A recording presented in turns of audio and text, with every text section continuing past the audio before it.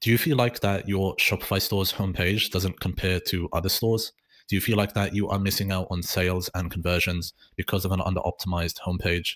Do you feel like that when users visit your homepage, they're not enticed to click into your products or to make a purchase, and you're wasting a lot of money and time and effort driving users and driving traffic to the homepage that actually isn't converting at the end of the day? Well, in this video, I'm going to show you how to craft the perfect homepage on Shopify so that you can skyrocket your conversion rates, generate more revenue through your Shopify store, and spend less money on paid ads. And the best part is you can implement these changes as early as today and immediately see an increase in your sales and your revenue. So just to get started, when we work with Shopify brands, we want to look for three things usually on their homepages. So we have three main goals on the homepage. The first goal is that we want to educate users on the brand. The second goal is that we want to build trust with users. And the third goal is that we want to enable product discovery or show users the different products that we do offer as well, with the goal that they'll click on the products that they're most interested in. And those products are going to be the ones that are most likely to get a purchase from those particular users.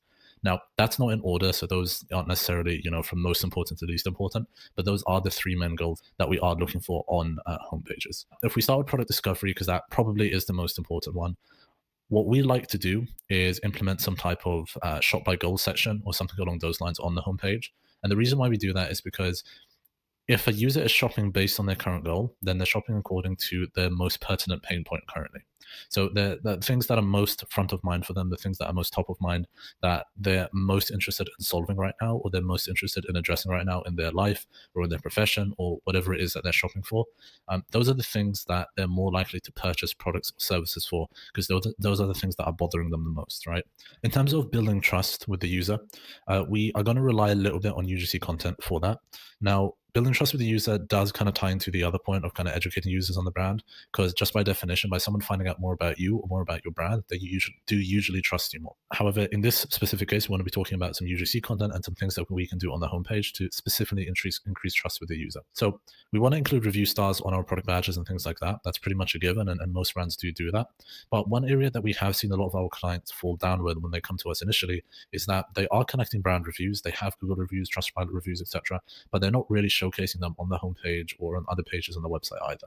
And so brand reviews are really important, because in the same way that a product review can encourage a user to purchase a product because they have trust that the product does what it says on the tin, a brand review can encourage a user to make a purchase because they trust that the brand is going to do what they say on the tin. And so if someone trusts your brand, then they're much more likely to make a purchase, and they take much less convincing to make a purchase when they actually get to the product pages. So introducing some type of like a Trustpilot widget or a Google review widget on the homepage is really useful. Make it aesthetically set on the homepage so that it kind of fits in with all the sections there. That's something that me and my team help brands with, because if you just get the out of the box snippet, sometimes it looks a little bit ugly on the homepage. So that's definitely something that we want to do. In addition to that, introducing some type of UGC content from Instagram, or even just testimonials or video reviews and things like that. All that stuff is really useful as well for the homepage. It's useful for the product pages as well, but on the product pages we have to be very specific about the product, which means that if you're a smaller brand or you're just starting out or you don't have the revenue or the profit to generate lots and lots of marketing material, sometimes it can be difficult to have lots of UGC content for every single product in your catalog. Whereas for the homepage, it doesn't really matter which product it's talking about, just so long as you have UGC content on the homepage. It really builds trust with the brand. And if people see that you're telling the truth about one of your products, then they're likely to believe that you're telling the truth about all of your products. And then finally, in terms of educating users on your brand, this ties into trust a little bit, but it also helps users become fans of your brand. And so it will help someone from becoming a visitor or a customer to becoming a fan. And when someone's a fan, what's really great about that is not only do they convert more easily on your store, but they also tell other people about your store. And so it's like you have someone that's not just buying from you, usually more than once. So you have that repeat purchase and higher LTV, which is lifetime value. But in addition to that, you have someone that's bringing in other customers.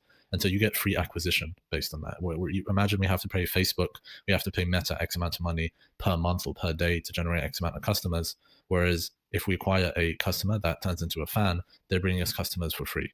That's easy money. That's much higher return on investment than you would usually get with a normal customer. So we want to create as many fans as we can. And the way that we do that is through creating a brand mission, talking more about what the brand stands for, what the goal of the brand is, and the brand story as well. if you would, as the founder, if you'd like to be the face of the brand, it's really quite an easy way to create that type of community, and help you and kind of get behind it. However, you don't have to have one singular person that is the face of the brand if you do want to shy away from that a little bit. It's not a must, it just makes things a little bit easier. So just keep that in mind. So we usually like to include like at least one section on the homepage that's kind of like an about us, or sometimes we'll do an about the founder. And that will have like a little excerpt of information about the brand or about the founder, maybe some highlights in terms of like the amount of units you've sold, or, if like, let's say, for example, you're like an eco-friendly brand, it might be, the amount of waste that you've saved from landfill or something along those lines. We'll have some stats there, and then we'll have an image that talks about that, showcases the brand founder, or brand headquarters or something like that. And then we'll have a button in there that will allow people to go to the About Us page if they want more information, because people want more information. We don't want to stop them from consuming that information, but we don't necessarily want to encourage that click away from the homepage into the About Us page unless people really want to see it.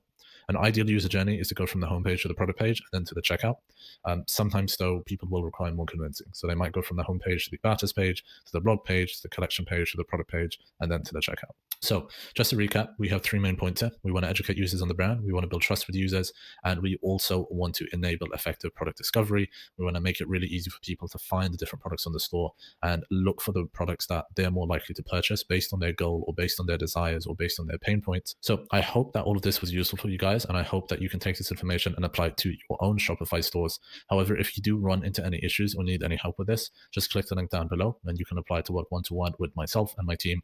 And we can look through your Shopify store and hopefully help you guys fix your home pages and skyrocket your own conversion rates as well. I'll catch you guys in the next one.